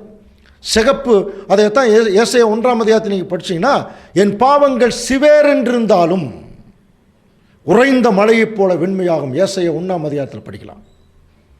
அப்போது இந்த இடத்துல பாவத்துக்குனுடைய நிறம் சிகப்பு, பரிசுத்தத்துக்குரிய நிறம் வெள்ளை. இப்போ இன்றைக்கி சபை மக்கள் அப்படித்தான் இருக்காங்கன்னா, கொஞ்சம் பாவத்தில் இருக்கிறாங்க, கொஞ்சம் பரிசுத்தத்தில் இருக்கிறாங்க. ஆனால் மணவாளன் இதை பார்த்துட்டு என்ன சொல்கிறாரா, முள்ளுகளுக்குள்ளே லில்லி புஷ்பம் எப்படி இருக்கிறதோ அப்படியே என் குமாரத்திகளுக்குள்ளே என் பிரியமானவன் இருக்கிறார். ஆண்டவர் என்ன சொல்கிறாருன்னா, அதாவது லில்லி புஷ்பத்தை மட்டும்தான் பார்க்குறாராம். கவனிய, லில்லி புஷ்பம் வெள்ளையாக இருக்கும் இல்லையா? அப்போ நாம் என்ன சொல்கிறோம், கிறிஸ்துவை பார்த்து நான் பாவத்தில் இருக்கேன், கொஞ்சம் பரிசுத்தத்தில் இருக்கேன்னு சொல்லும்போது ஆண்டவர் நம்மளை பார்த்து என்ன சொல்கிறாரா, உன்னுடைய பாவத்தை நான் பார்க்கல, முள்ளுகளுக்குள்ளே லில்லி புஷ்பம் எப்படி இருக்கிறதோ அப்படின்னா உன்னுடைய பரிசுத்தத்தை மட்டும்தான் நான் பார்க்குறேன். இது பாட்டு. இந்த மாதிரி நிறைய பாட்டுகள் பார்க்கலாம். இப்போ எதுக்காக இந்த பேசேஜை நம்ம எடுக்கிறோம் அப்படின்னா, சாரோனின் ரோஜா அப்படிங்கிறதா உலகத்திலேயே ரொம்ப அதிக மவுசுள்ள ரோஜா பூக்கள். இங்கே அந்த காலத்திலிருந்தே இங்கே விளையக்கூடிய ரோஜா பூக்களுக்கு தாங்க ரொம்ப அதிகமான விலை. சரியா? ஸோ சாரோனின் ரோஜா பூக்கள், இதனுடைய பொட்டானிக்கல் நேம் கூட சொல்லுவாங்க, நார்சிசஸ் அப்படின்னு சொல்லுவாங்க. சரிங்களா? இது சிகப்பில் மாத்திரமில்லை, பல கலரில் கூட இருக்குமா. புரியுதுங்களா? இந்த ரோஜா பூக்களை பிழிந்து எடுக்கப்பட்டது தான் அந்த நளதம் என்கிற தைலம். இப்போ இந்த அம்மா அந்த தைலத்தை எவ்வளோ கொண்டு வந்தாங்கன்னு படித்தோம். யாராவது ஞாபகம் இருந்தால் சொல்லுங்க பார்க்கலாம். ஒரு ராத்தல். புரியுங்களா? ஒரு ராத்தல். அப்போ ஒரு ராத்தல்னால் எவ்வளவுன்னா 12 அவுன்ஸ்னு சொல்லுவாங்க. இந்த அவுன்ஸ் கணக்கெல்லாம் இப்போ வரக்கூடிய ஜெனரேஷனுக்கு யாருக்குமே தெரியாது. பழைய சகோதரர்களுக்கெல்லாம் தெரியும். பழைய காலத்தில் நம்ம பள்ளிக்கூடத்தில் நோட்டில் பேனா எழுதும் இல்லையா, இங்க் பேனா. என்ன பண்ணுவோம், அந்த இங்கு தீர்ந்து போனால் போய் கடையில் போய் 3-4 சொட்டு போடுவோம். 1 அவுன்ஸ் 2 அவுன்ஸ், அதுதான் அந்த சொட்டு இருக்குது பாருங்கள், அந்த சொட்டினுடைய அளவு தான் அவுன்ஸுங்கிறது இல்லையா. அப்போ ஒரு ராத்தல் அப்படிங்கிறது பார்த்தீங்கன்னா 12 அவுன்ஸு சேர்ந்தது தான் ஒரு ராத்தலாக. நல்லா புரிஞ்சுக்கலாம். அப்போ அந்த 12 அவுன்ஸு ஒரு ராத்தல், அது அந்த ஒரு தைலத்தை தான் இந்த அம்மா என்ன பண்ணுச்சு, ஒரு ராத்தல் கொண்டு வந்தது. அப்போ கவனிக்கலாம். அப்போ ஒரு ராத்தல்ங்கிறது 12 அவுன்ஸ் இல்லையா. அப்போ ஒரு அவுன்ஸு தைலம் தயாரிக்கிறதுக்கு 4000 ரோஜா பூக்களை பிழியணுமா. திங்க் பண்ணி பாருங்கள், எத்தனை ரோஜா பூக்கள், 4000 ரோஜா பூக்களை பிழியணும். 4000 ரோஜா பூக்களை பிழிஞ்சால் தான் 1 அவுன்ஸ் கிடைக்கும். சரியா? அப்போது 1 அவுன்ஸுக்கு 4000 அப்படின்னா 12 அவுன்ஸுக்கு 12 பெருக்கல் 4000 எவ்வளவு, 48000 ரோஜா பூக்களை பிழியணும். யோசனை பண்ணி பாருங்கள். 48000 ரோஜா பூக்களை பிழிஞ்சாதான் இந்த 12 அவுன்ஸ் தயாரிக்க முடியும். இது என்ன பெரிய விலையை நினைக்கிறீங்களா? யோசனை பண்ணி பாருங்க அன்புக்குரிய சகோதர சகோதரர்களே. ஒரு ரோஜா பூ 1 ரூபான்னு போட்டுங்க. இப்போ எவ்வளோ ரூபா? 48000 ரூபாய். இப்போ நீங்கள் ஊட்டிக்கு போனீங்கன்னா யூக்கலிப்டஸ் தைலம் விற்பாங்க. இவ்வளோ பெருசு இருக்கும், 100 ரூபா இருக்கும், அவ்வளோதான். அதனுடைய மதிப்பே அவ்வளோதான். அல்லது ஒரு 200 ரூபா. இவ்வளோதான். ஊட்டிக்கு போய் யாராவது 10,000 ரூபா போட்டு ஒரு தைலம் வாங்கிட்டு வருவாங்களா? 10,000 ரூபாய்க்கு தைலம் இருக்குதான்னு தெரியல முதல்ல. ஆனால் அப்படி தைலம் வாங்கிட்டு வருவாங்களான்னா நம்மளா சாதாரணமாக யாருமே வாங்க மாட்டாங்க. ஆனால் கவுன்ஸ் பாருங்கள், இந்த தைலம் 48,000 ரோஜா பூக்கள். இதெல்லாம் ரொம்ப நாளைக்கு முன்னாடி எடுத்த இன்ஃபர்மேஷன் கணக்கு. இப்போ அப்டேட்டட் எவ்வளோன்னு தெரியாது. பட் இதுவே நமக்கு போதும் அந்த விலையேற பெற்ற தைலம் எவ்வளோ விலையேற பெற்றதுன்னு கண்டுபிடிக்கிறது இல்லையா? அப்போது சாதாரணமாக இங்கே இருக்கக்கூடிய ஊட்டியில் இருக்கக்கூடிய ரோஜா பூக்களுக்கு கவுன்ஸ் பார்த்தீங்கன்னா ஒரு ரோஜா பூ 5 ரூபா 10 ரூபாயெல்லாம் கூட விற்கிறாங்க. அவங்க ஊரில் ரோஜா பூ எவ்வளோ விற்குது நீங்களே பார்த்துக்குங்க. அதை வச்சு நீங்கள் கணக்கு போட்டுங்க அன்புக்குரிய சகோதர சோழ. ஆனால் உலகத்திலேயே சாரோன் அப்படிங்கிற இடத்துல விளையக்கூடிய ரோஜா பூக்கள் அதனுடைய விலை என்ன? ஒரு சின்ன கணக்கு நமக்கு தெரிஞ்ச வரைக்கும். இப்போ சாதாரணமாக நம்ம ஊரில் எடுத்துக்கிட்டிங்கன்னா ஒரு ரோஜா பூ 10 ரூபான்னு வச்சுங்களேன். அப்போ 48,000 ரோஜா பூக்களுக்கு என்ன விலை? 4,80,000 ரூபாய். இது விலையேற பெற்றது இல்லையா? சரி, இது நம்ம ஊரில். இதே சாரோன்கிற இடத்துல விளையக்கூடிய ரோஜா பூக்கள் ஒரு ரோஜா பூ 100 ரூபான்னு வச்சுங்க. என்ன விலை? 48 லட்சம் ரூபாய். யோசனை பண்ணி பாருங்கள். ஒரு செகண்டில் 48 லட்சம் ரூபாய் அதை கீழே போட்டு அதை வேஸ்ட் பண்ணுறக்கு யாராவது விரும்பாங்களா? அதனால தான் அந்த யூதாஸ்க்கு அப்படி ஒரு கோபம். இவ்வளோ விலையேற பெற்ற தைலம் நம்ம வேஸ்ட் பண்ணுதே. ஆண்டவர் என்ன சொன்னார்? நான் மரிக்கிறதுக்கு முன்னாட என்னை அடக்கம் பண்ணுவதற்கு எத்தனமாக என் சரீரத்தில் இந்த அம்மா தைலம் பூச முந்திக் கொண்டாள். கவனிக்கலைங்களா? அப்போது ஆண்டவர் இயேசு கிறிஸ்துடைய பலி யோசனை பண்ணி பாருங்கள். அவருடைய பலி இந்த பூமியில் விலை இருக்கா? விலையேற பெற்ற ரத்தம் சிந்தினார்னு படிச்சிருக்கிறோம். விலையேறப்பெற்ற உயிர். அப்போ விலையேறப்பெற்ற உயிர் கொடுக்கக்கூடிய ஆண்டவர் இயேசு கிறிஸ்துவுக்கு நாம் ஏதாவது கொடுக்கணும்னு விரும்பினா அதுக்கு என்ன இருக்கக்கூடாது? விலை இருக்கக்கூடாது. விலையேறப்பெற்ற விஷயத்தை தான் கொடுக்கணும். அது அங்கே 4 பேர் இருந்தாங்க. மார்த்தாள், மரியாள், யூதாசு, லாசரு. அதில் யாருக்கு புரிஞ்சுதான்? மரியாளுக்கு புரிஞ்சுது. அதனால் தன்னுக்கிட்ட இருக்கிற விலையேறப்பெற்ற நலதம்ங்கிற தைலத்தை உடைச்சு அந்த அம்மா ஊற்றுனாங்க. ஸோ எங்கள் நெட்டில் போய் பார்த்தீங்கன்னா ரோஸ் ஆஃப் ஷாரோன் அதில் என்னென்னவெல்லாம் மெடிக்கல் அந்த தைலத்தை பூசிட்டா என்னென்னவெல்லாம் நமக்கு இருக்குது பாருங்கள். Has strong anti bacterial anti viral properties. Apply at bottoms of feet to boost immunity. இங்கிலீஷில் போட்டிருக்காங்க பாருங்க. நம்முடைய பாதத்தில் இம்யூனிட்டி, அதாவது எதிர்ப்பு சக்தி அதிகமாக கொண்டு வர்றதுக்கு அந்த ஒரு தைலத்தில் நிறைய என்ன இருக்குதான்? சத்து பொருள். அடுத்தது regenerate cells and reduces inflammation. Hence useful to apply on areas with arthritic pain. எங்கெங்கெல்லாம் அந்த வலி வருதோ அங்கெல்லாம் என்ன பண்ணுமா? நம்முடைய செல்ஸ் இப்போ பார்த்தீங்கன்னா நிறையா ஒரு அழுத்தம்னா அங்கே செல் என்ன ஆகும்னா டேமேஜ் ஆகும் அல்லது செத்து போகும். இப்போ இந்த தைலம் போட்டு அது ரீஜெனரேட் பண்ணுதான். திங்க் பண்ணி பாருங்கள். அடுத்தது supports the sympathetic nervous system by calming one down. கவனிங்க, நம்முடைய நரம்பு மண்டலத்திலே ஸ்டிமுலேட் பண்ணுதான். அதனால தாங்க அவ்வளோ விலை. இது இன்னைக்கு நமக்கு தெரியுது. அது அன்னைக்கே தெரிஞ்சிருக்கு பாருங்க. மரியம்மா எப்படி தெரிஞ்சதால தெரியாது. ஆனால் ரொம்ப தூரம் கஷ்டப்பட்டு நடந்து வரக்கூடிய ஆண்டவர் இயேசு கிறிஸ்துவுக்கு ஒரு கம்ஃபர்டபுள் எவ்வளோ பாருங்கள். அந்த அம்மா தேய்ச்சி விடும்போது எவ்வளோ நல்லா இருந்திருக்கும் இல்லையா? அப்போ ஆண்டவர் என்ன உணர்வார்?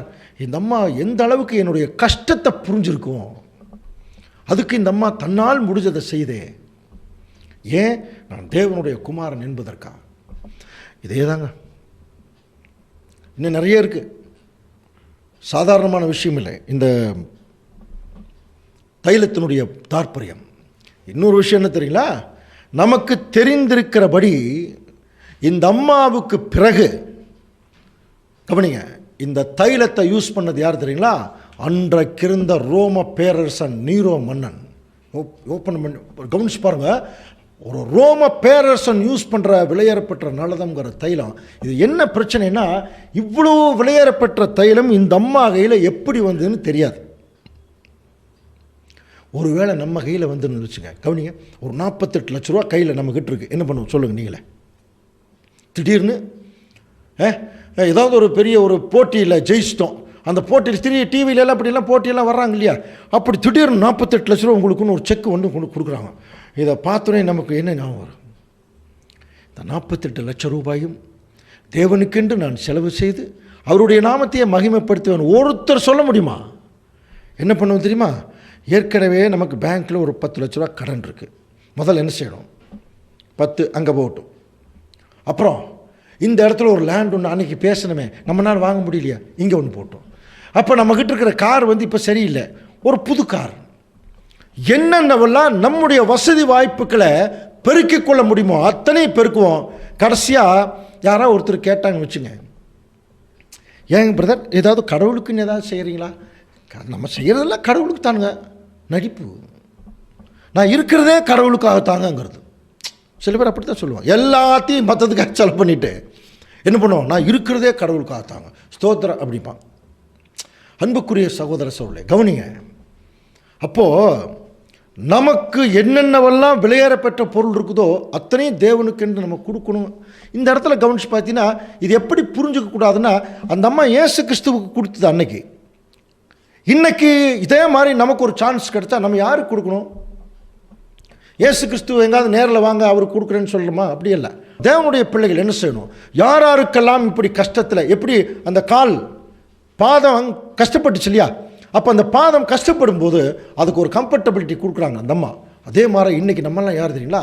ஆண்டவர் இயேசு கிறிஸ்துடைய பாத அங்கங்கள், தலையிலிருந்து ஆரம்பித்தா அந்த சரீரம், இன்றைக்கி பாத அங்கங்கள். இந்த பாத அங்கங்களுக்கு வேலை என்ன தெரியுங்களா? எல்லா இடம் நடந்து ஓடி போய் தேவனுடைய சத்தியங்களை நற்செய்தி அறிவிக்கிறதா நம்முடைய முக்கியமான வேலை. அப்படிப்பட்ட ஒரு வேலை நம்ம செய்யும்போது நிறைய சகோதரர்கள் நமக்கு வந்து ஆவிக்குரிய நிலைமையில உதவி செஞ்சாங்கன்னா அது எது மாதிரினா, மரியம்மா இயேசு கிறிஸ்துடைய பாதத்தில் அந்த தைலம் பூசின மாதிரி தான். இப்போ மரியம்மா கையில் ஒரு விலையேற பெற்ற ஒரு விஷயம் இருந்தது, அதை உடைச்சி ஊற்றுனாங்க. அந்த வீடு முழுவதும் சுகந்த வாசனையால் நிறைந்தது. அதை சுவிசேஷம்னு சொன்னார். அந்த அம்மா செய்தது ஒரு மகா பெரிய தியாகம். அந்த தியாகம் இப்போ நம்மனால நினைவுகூரப்படுதா இல்லையா? மரியம்மாவுடைய முகத்தை நம்ம பார்த்ததே இல்லை. மார்த்தாள் மரியாள், அந்த மரியாளுடைய முகத்தை பார்த்ததில்லை. ஆனால் அந்த அம்மா கிட்ட வச்சிருந்த அந்த தைலத்தினுடைய விலையேறப்பட்ட விஷயத்தை கண்டுபிடிக்கும் போது அந்த அம்மா எவ்வளோ பெரிய தியாகம் பண்ணியிருக்குங்க ஆண்டவர் இயேசு கிறிஸ்து பாதத்தண்டையில். இப்போ நமக்கு என்ன சொல்ல வருது? அந்த அம்மா நம்மகிட்ட என்ன சொல்ல வருது? என்ன சொல்ல வருது தெரியுமா?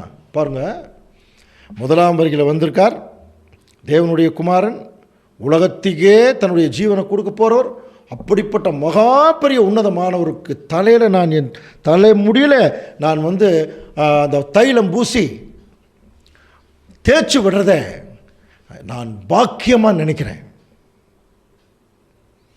நீங்கள் அதே மாதிரி உங்களால் முடிஞ்ச விஷயத்தை செய்யுங்க. இதுதான் அந்த அம்மா நம்மக்கிட்ட சொல்கிற விஷயம். இப்போ இந்த அம்மா கையில் விலையேறப்பெற்ற ஒரு விஷயம் இருந்தது, உடைச்சாங்க, ஊற்றுனாங்க. அந்த வீடு முழுவதும் பரிமள தைலத்தினால் சுகந்த அந்த வாசனை. கவனிக்கிறீங்களா?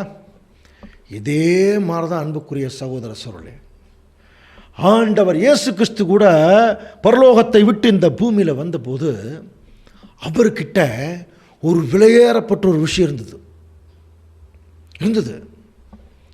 அதை என்ன பண்ணார் தெரியுங்களா? உடைச்சு ஊற்றுனாருங்க, உடைச்சிட்டார். ஊற்றுனே இந்த உலகமே எப்படி இருக்குதா? பயங்கரமான சுகந்த வாசனை. இன்னைக்கு வரைக்கும் ஆண்டவர் இயேசு கிறிஸ்துவை பற்றி தெரியாதவங்க கூட அவர் பேசின வார்த்தைகளை இன்னைக்கு மேற்கோள் காட்டி பேசுகிறாங்க. சிலுவையில் அறைந்த நிலைமை, நிறைய விஷயம் அவர் சொன்ன விஷயங்கள் கவனிக்கிறீங்களா? நம்முடைய காந்தியடிகளையே கவர்ந்தது மலைப்பிரசங்கம். இதெல்லாம் கவனிச்சு பார்த்தீங்கன்னா இன்றைக்கி ஆண்டவருடைய பேச்சு, அவருடைய சிந்தை, அவர் சொன்ன வசனங்கள் எல்லாமே அவர் செய்த தியாகம் இன்றைக்கி உலகம் முழுவதும் ஒரு சுகந்த வாசனை ஆயிடுச்சு. இதுக்கு ஆதாரம் ஒரு வசனம் படிக்கலாம். எபேசியர் 5 அதிகாரம் 2 வசனம். கிறிஸ்து நமக்காக தம்மை தேவனுக்கு சுகந்த வாசனையான வார்த்தைகளை கொஞ்சம் கவனிச்சு பார்த்தீங்கன்னா, கிறிஸ்து நமக்காகன்னா இங்கே உலக ஜனங்களுக்கு, திருச்சபைக்கு கிறிஸ்து நமக்காக தம்மை, அவரை தேவனுக்கு சுகந்த வாசனையான காணிக்கையாகவும் பலியாகவும் ஒப்பு கொடுத்தார். அதான் வசனம். அப்போ அவர்கிட்ட இருந்த விலையேற பெற்ற விஷயம் ஒன்று தான், அவருடைய உயிர். அந்த உயிர் ரத்தத்தில் இருந்தது. படிச்சிருக்கோம் இல்லையா? மனுஷனுடைய எதில் இருக்கான்? ரத்தத்தில் இருக்கு. அப்போ இயேசு கிறிஸ்து செத்து போனாதான் இந்த பூமியில் இருக்கிற எல்லா ஜனங்களும் உயிர் தெளிந்து வர முடியும். அதுக்கு ஆதாரம் பின்னாடி வருது. ஒரு பெரிய பாடம் பார்க்க போகிறோம். அப்போ இயேசு கிறிஸ்து சாக முடியுமா? சாக முடியாதுங்க. ஏன்? அவர் தான் பாவமே செய்யலையே. பைபிள் என்ன சொல்லப்பட்டிருக்கு? பாவத்தின் சம்பளம் மரணம். கிறிஸ்து பாவமே செய்யலை, அப்புறம் எப்படி அவர் சாவார்? அப்படின்னா அவர் செத்தாகணுங்கிற தேவனுடைய திட்டம்ங்கிற போது, தேவ திட்டத்தில் ஒரு பயங்கரமான விஷயம் ஒன்று உள்ள வந்து தான், அவர் சாகணும்னா அவர் உடம்பில் இருக்கிற எல்லா ரத்தமும் வெளியே போகணும். எல்லா ரத்தமும் வெளியே போகணும்னா தலையிலிருந்து கால் வரைக்கும் அவர் சிதைக்கப்படணும். ஒரு செல்லில் கூட ரத்தம் இருக்கக்கூடாது. அதான் அர்த்தம். புரிஞ்சுங்களா? அப்போ அன்புக்குரிய சகோதர சகோதரர்களே, சாகர வரைக்கும் அவர் சிலுவையில் அறையப்பட்டார். எல்லா ரத்தமும் வெளியே வர்ற வரைக்கும் அவர் சிலுவையில் அறையப்பட்டார். அப்போ அவர்கிட்ட இருந்த விலையேற பெற்ற ஒரு விஷயத்தை தேவனுக்கு சுகந்த வாசனையாக கொடுத்துட்டாரா இல்லையா? அதோட அந்த வசனம் நிறுத்தலை. அடுத்த வசனம் வாசிக்கலாம் பாருங்க. கிறிஸ்து நமக்காக தம்மை தேவனுக்கு சுகந்த வாசனையான காணிக்கையாகவும் பலியாகவும் ஒப்பு கொடுத்து நம்மில் அன்பு கூர்ந்தது போல, அடுத்தது, நீங்களும் அன்பிலே நடந்து கொள்ளுங்கள். புரியுதுங்களா? அப்படின்னா அதே மாதிரி தான் இப்போ நாமளும் சுகந்த வாசனையான பலியாக, தேவனுக்கு பிரியமான பலியாக கொடுக்கணும். யார் மாதிரி? நம்முடைய ஆண்டவர் இயேசு கிறிஸ்து மாதிரி. அப்படின்னா நம்மக்கிட்ட என்னங்க ஏதாவது விலையேறப்பட்ட விஷயம் இருக்கா? நாமளே யூஸ்லெஸ்ஸு. கவனிங்க, நம்மளே யூஸ்லெஸ்ஸு. நம்ம ஒர்த்தே கிடையாது இந்த பூமியில். துடைக்கப்பட்ட கந்தைகளுக்கும் குப்பைகளுக்கும் ஒப்பாக இருக்கிறோமா? ஆனாலும் தம்முடைய குமாரன் மூலமாக தேவன் யாரெல்லாம் தேவனுடைய திருச்சபையின் பிள்ளைகளாக கூப்பிட்றாரோ அவர்கள் எல்லாரும் அவருடைய பார்வையில் எப்படி இருக்கிறாங்கன்னா கொஞ்சம் விலையுறந்த நிலைமையில் தான். இப்போ நம்மக்கிட்ட கூட தேவன் வந்து என்ன வச்சுருக்காருன்னா, நம்ம வச்சுருக்கிற நம்பிக்கை, தேவன் மேலே வச்சுருக்கிற நம்பிக்கை, விசுவாசமெல்லாம் இருக்கு பாருங்கள். அவருடைய கொடுத்த சத்தியம் அதெல்லாம் ரொம்ப விலையில்லாத விஷயம். அதெல்லாம் நமக்குள் இருக்கான். அப்போ தேவன் என்ன பண்ணிட்டார்? விலையேறப்பட்ட விஷயத்தை நமக்குள்ளே கொடுத்துட்டார். இப்போது தேவனுக்கு பிரியமான அந்த விலையேறப்பட்ட விஷயத்தை நம்முடைய உடம்புலேருந்து கொடுக்கணும், மைண்ட்லேருந்து கொடுக்கணும். வேறு மாதிரி சொல்லணும்னா, நம்மை தேவனுக்கு பிரியமான ஜீவ பலியாக ஒப்பு கொடுக்கணும். அது அந்த ஒப்பு கொடுக்குறது எப்படின்னா, இந்த அம்மா எப்படி ஆண்டவர் இயேசு கிறிஸ்து பாதத்தில் பாருங்கள், இந்த பாதத்தில் குனிஞ்சு தன்னுடைய தலைமையில் பூசணும்னா என்ன பண்ணணும்? குனியணும் இல்லையா? பாதம் வரைக்கும் தலை குனியணும். அப்போ தேவனுடைய பிள்ளைகள் தேவனுக்கென்று நம்ம ஜீவ பலியாக ஒப்பு கொடுக்கும்போது, புரியுதுங்களா? எப்படி ஒப்பு கொடுக்கணும்? பகட்டிலையோ பந்தாவிலையோ பெருமையிலையோ பெரிய பெரிய படிப்புலையோ எதுலேயும் கொடுத்தாலும் தேவன் அதை ஏற்றுக்க மாட்டார். தாழ்மையில் கொடுக்கணும், நொறுங்குண்ட இருதயத்தில். அப்போ தேவனுக்காக நம்ம செய்யக்கூடிய சாக்ரிஃபைஸ், தியாக வாழ்க்கை இருக்குது பாருங்கள். எப்பொழுதும் மிக தாழ்மையோடு தேவனுக்கென்று ஒரு தியாக வாழ்க்கையை நம்ம மேற்கொள்கிறது தேவனுக்காக நம்ம செய்யக்கூடிய சுகந்த வாசனையான பலி. இது கவனிச்சு பார்த்தீங்கன்னா, ஆண்டவர் இயேசு கிறிஸ்து பலி செலுத்தினார். அது தேவனுக்கு சுகந்த வாசனையாக இருந்தது, தேவனுடைய பிள்ளைகளுக்கு சுகந்த வாசனையாக இருந்தது. ஆனால் அதே சமயத்தில் அவரை பிடிக்காதவங்களுக்கு வேறு வாசனை. பவுல் கூட அதே தான் எழுதுகிறார் பாருங்கள். வாசிக்கலாம் பாருங்கள். 2 கொரிந்தியர் 2:14 கிறிஸ்துவுக்குள் எப்பொழுதும் எங்களை வெற்றி சிறக்க பண்ணி எல்லா இடங்களிலேயும் எங்களை கொண்டு அவரை அறிகிற அறிவின் வாசனையை வெளிப்படுத்துகிற தேவனுக்கு ஸ்தோத்திரம். பாருங்க, அவரை அறிகிற அறிவின் வாசனையா.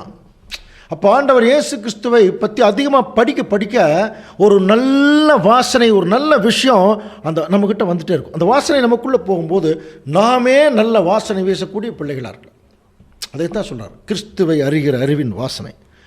அதே சமயத்தில் ரட்சிக்கப்படுகிறவர்களுக்குள்ளேயும் கெட்டு போகிறவர்களுக்குள்ளேயும் நாங்கள், இப்போ நம்மளை சொல்றார், தேவனுக்கு கிறிஸ்துவின் நற்கந்தமாக இருக்கிறோம். அதாவது இந்த பூமியில் 2 வகுப்பார் தான் பிரிக்கிறார். ஒன்று ரட்சிக்கப்படுறவங்க, இன்னொன்று கெட்டு போகிறோம். 2 பேர்த்துக்கு மத்தியிலே நம்ம நல்ல வாசனை தான் கொடுக்கணுங்கிறார். புரியுதுங்களா? நல்ல வாசனை தான் கொடுக்கணும். பட் அதே சமயத்தில் அந்த வாசனை எப்படி வெளியே போகுதுன்னா, கெட்டு போகிறவர்களுக்குள்ளே மரணத்துக்கு ஏதுவான மரண வாசனையாக போகுது, ரட்சிக்கப்படுகிறவர்களுக்குள்ளே ஜீவனுக்கு ஏதுவான ஜீவ வாசனையாக நம்ம இருக்கிறோம். புரியுதுங்களா? நம்ம ஒரே 2 பேர்த்து மத்தியிலும் ஒரே வாசனை தான் நம்ம வீசணும். அது அவங்களுக்கு அந்தந்த வாசனையாக போயிடும். அதை பற்றி நம்ம கவலைப்பட வேண்டாம். நம்ம என்ன வாசனை தான் கொடுக்கணுமா? நற்கந்தம், நல்ல வாசனை. அப்படின்னா புரியுதா? நல்ல கேரக்டர், நல்ல குணலட்சணங்களை பிரதிபலிக்கக்கூடியவர்களாக இருக்கணும். புரியுதுன்னா? அப்போது மரியாள் கிட்ட இருக்கக்கூடிய நல்ல கேரக்டர்னா, அந்த அம்மா இயேசு கிறிஸ்துவுக்கு செய்யக்கூடிய அந்த விஷயத்தை தேவனுக்கு செய்யக்கூடிய ஊழியமாக நினச்சிது. அதனால தான் ஆண்டவர் சொல்கிறார், தரித்திரர் எப்போதுமே உங்கள்கிட்ட இருக்காங்கப்பா, நான் என்றைக்குமே இருக்க மாட்டேன். ஏன் அப்படின்னா, நாளைக்கு அவர் ராஜ்யத்துக்குள்ளே எல்லாத்தையும் தான் கொண்டு வர போகிறார். எல்லாத்தையும் கொண்டு வர போகிறவர்களுடைய கால் வலிக்குது. இப்போ அதுக்கு ஒரு தைலம் பூசி விட்டா அது யாருக்கு செய்கிற மாதிரி தெரியுமா? எல்லாருக்கும் செய்கிற மாதிரி. ஒருத்தர் ஊருக்கே நன்மை செய்கிறாருங்க, எல்லாத்தையும் கொடுத்து நன்மை செய்கிறாரு. அவருக்கு ஒரு கஷ்டம் வரும்போது நம்ம போய் அவருக்கு ஒரு நல்லது செய்யும்போது, அவர் எனக்கு எதுக்குங்க செய்கிறீங்கன்னு போது நம்ம என்ன சொல்லுவோம்? இல்லைங்க, நீங்கள் நல்லா இருந்தால் அந்த ஊரே நல்லா இருக்கும். உங்களுக்கு நீங்கள் நல்லா இருந்தீங்கன்னா ஊருக்கு நல்லா இன்னும் நிறைய செய்வீங்க இல்லையா? அதுக்காகத்தான் நான் உங்களுக்கு செய்கிறோம். அப்போ அதனுடைய நோக்கம் என்ன? மற்ற எல்லாத்துக்கும் செய்கிறது தான் இயேசு கிறிஸ்துவுக்கு செய்கிறோம். இதைத்தான் ஆண்டவர் சொன்னார், இந்த அச்சிரியர்கள் ஒருவருக்கு எதை செய்தீர்களோ அதை எனக்கே செய்தீர்கள். எனக்கு செய்கிறேன் அப்படின்னு நீங்கள் முடிவு பண்ணிட்டீங்கன்னா, என்னுடைய நிலைமையில் இருக்கிற யாருக்காவது நீங்கள் செய்யுங்க. யாருக்கு உடலளவில் கஷ்டத்தில் இருக்கிறாங்க, மனதளவில் கஷ்டத்தில் இருக்கிறாங்க, அவங்களுக்கெல்லாம் உங்களால் முடிஞ்ச அளவு போய் அவங்கள கம்ஃபோர்ட் பண்ணுங்கள். பணத்தில், பொருளில், உங்களுடைய உடைமைகளில், உங்களுடைய வார்த்தைகளில் கம்ஃபோர்ட் பண்ணுங்கள். அது நல்ல ஒரு விஷயங்கிறார். அப்போது அன்னைக்கு அந்த அம்மா அப்படி தான் செஞ்சாங்க. தங்களுக்கு இருந்த ஒரு மகா பெரிய விஷயம் அதை உடைச்சிட்டாங்க. இன்றைக்கி நம்மகிட்டையும் விலையேற பெற்ற விஷயங்கிறது தேவன் நமக்கு கொடுத்துருக்கிற அந்த உயிர், அதில் தேவன் உள்ளுக்குள்ளே வச்சிருக்கக்கூடிய தேவனுடைய சத்தியம், அந்த அழைப்பு. இப்போ என்ன செய்யணும் தெரியுமா? அந்த அம்மா அந்த பரணியை உடைச்சதுனால தான் அது வெளியே வந்ததா? அதே மாதிரி தான் அன்புக்குரிய சகோதர சகோதரர்களே, நம்ம கூட அன்னைக்கு அந்த ஒரு தைலம் ஒரு வெள்ளைக்கல் பரணி கொண்டு ஒரு டப்பா இருந்துச்சு. இன்றைக்கி நம்மெல்லாம் ஏற்கனவே மண், இந்த மண் பாண்டம், இந்த மண் பாண்டத்துக்குள்ளே தான் தேவன் விலையேற பெற்ற விஷயம், பொக்கிஷங்கிற சத்தியத்தை வச்சுருக்கார். இப்போ கவனிங்க, இந்த மண் பாண்டத்துக்குள் இருக்கிறது வெளியே வரணும் அப்படின்னா, சுகந்த வாசனையாக வெளியே வரணும், சாக்ரிஃபைஸாக வெளியே வரணும்னா, இந்த மண் பாண்டம் என்ன பண்ணப்படணும்? உடைக்கப்படணும். இது உடைச்சா தான் உள்ளிருந்து எல்லாம் வெளியே வரும். அப்போ புரியுதா? அப்போ நம்மை தேவனுக்கு பிரியமான ஜீவ பலியாக கொடுப்பது தான் அந்த உடைக்கிறதுக்கு அடையாளம். என்னைக்கு நம்ம ஜீவ பலியாக ஒப்பு கொடுக்குறோமோ அன்னைக்கு நம்முடைய வாசனை, நம்முடைய சாக்ரிஃபைஸ், நம்முடைய நல்ல காரியங்கள், நம்முடைய நல்ல கேரக்டர் மற்றவங்களுக்கு என்ன ஆகுமா? நல்லா போகும். அதனால தான் இந்த ஒரு பெரிய ஒரு சத்திய அறிவு நமக்குள் இருக்குது. அது என்னங்கிறத பற்றி சொல்லும்போது 2 கொரிந்தியர் 4:7 பவுல் எழுதுறார் பாருங்க. இந்த மகத்துவமுள்ள வல்லமை எங்களால் உண்டாயிராமல் தேவனால் உண்டாயிருக்கிறது என்று விளங்கும்படி இந்த பொக்கிஷத்தை மண்பாண்டங்களில் இந்த பொக்கிஷத்தை மண்பாண்டங்கள், இந்த பொக்கிஷம்ங்கிறது முந்தின வசனம் படிச்சீங்கன்னா தேவனுடைய அறிவு, சத்தியம். இந்த பொக்கிஷம் தான் இந்த மண்பாண்டங்களுக்குள் இருக்கான். இப்போ இந்த பொக்கிஷம் வெளியே வரணும் அப்படின்னா இந்த மண்பாண்டம் என்ன பண்ணப்படணும்? உடைக்கப்படணும். இப்போ நம்மளே புரிஞ்சுக்கலாம், நம்ம இவ்வளோ கிறிஸ்தவங்களாக இருக்கிறோம், நம்ம மூலமாக யாருக்குமே சத்தியம் போல, நம்ம மூலமாக நல்ல குணச்சலம் யாருக்குமே போல அப்படின்னா என்ன புரிஞ்சுக்கலாம்? நம்மை நாம் உடைக்கலை.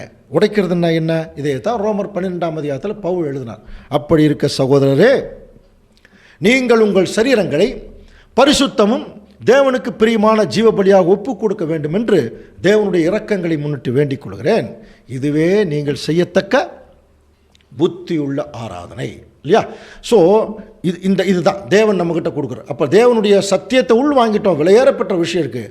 அப்போ நம்மைக்குள்ளே இருக்குது. இது நமக்குள்ள எப்போ வெளியே வரும்? இது உடைச்சா தான், நம்மை தேவனுக்கு பிரியமான ஜீவபலியாக கொடுத்தா தான் அது சுகந்த வாசனையை வெளிப்போம். ஆகவே அன்புக்குரிய சகோதர சகோதரிகளை இப்போ கவனிக்கலாம். இந்த நிகழ்ச்சியில் 4 பேர் இருக்காங்க.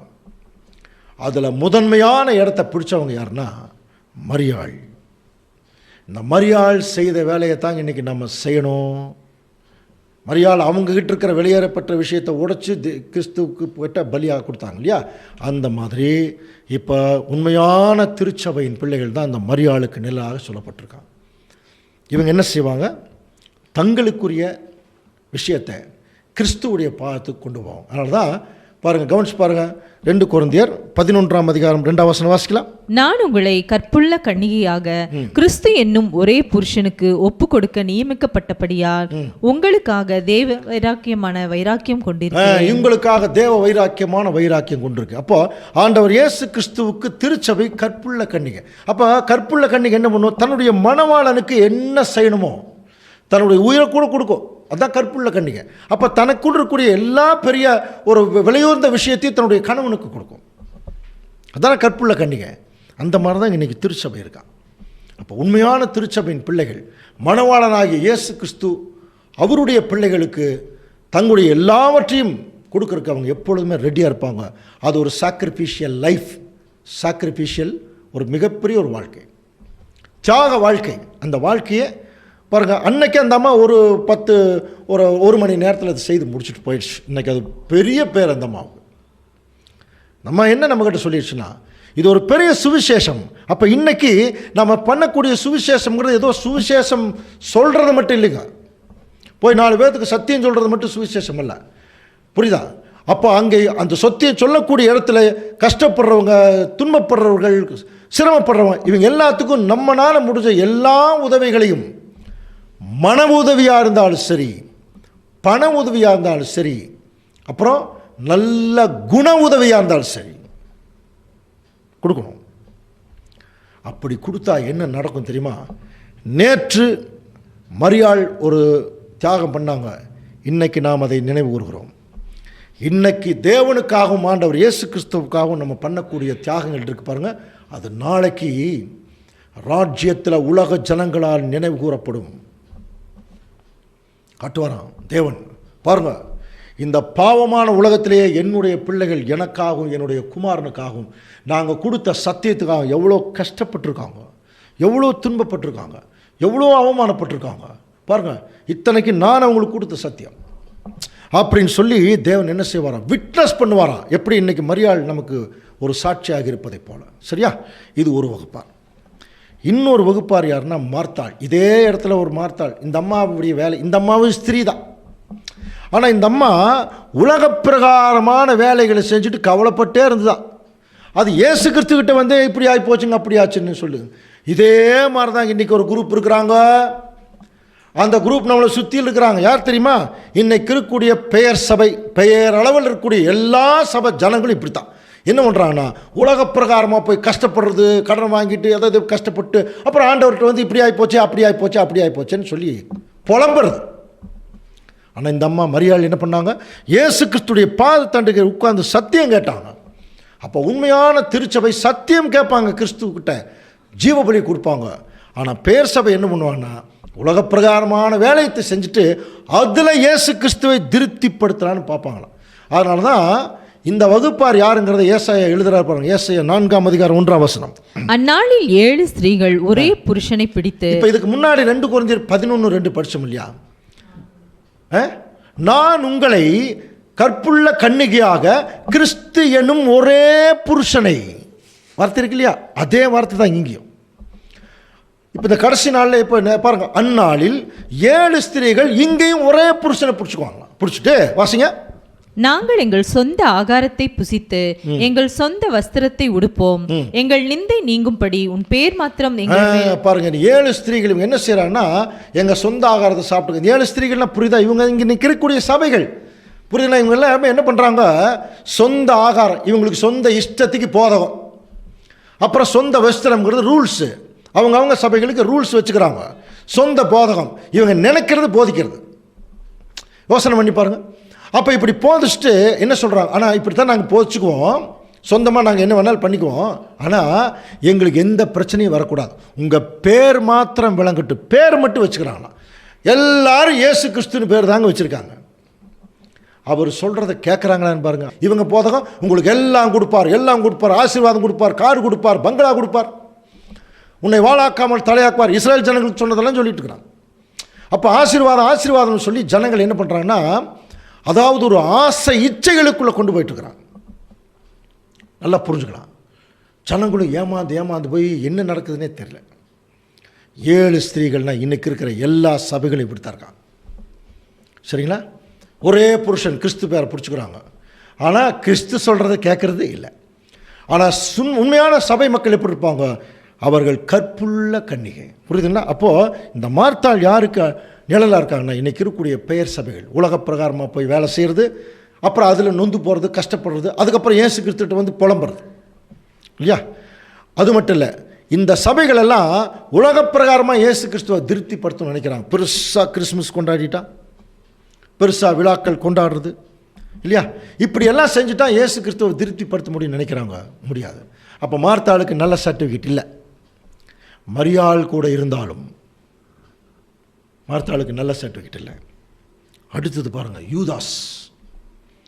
இயேசு கிறிஸ்து கூடயே இருந்த ஒரு திருடன், அவரை காட்டி கொடுத்த திருடன் கூடவே தான் போயிட்டுருக்கிறார்.